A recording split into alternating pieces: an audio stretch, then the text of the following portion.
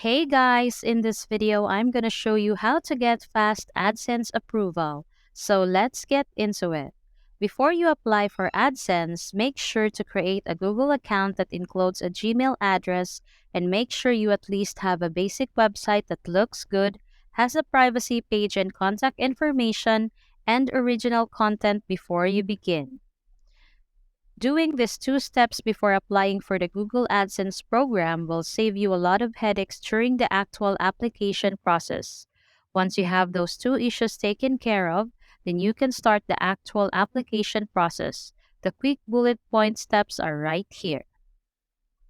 Go to Google AdSense to start the application process. Enter your email address, website URL, and all other requested information. Sign into your Google account once redirected there. Find your country and accept the conditions to apply. Finally, wait for a response from Google.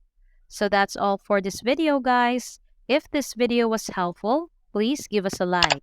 And don't forget to subscribe to our channel so you don't miss out our new uploads. Thanks for watching, and I will see you in the next one.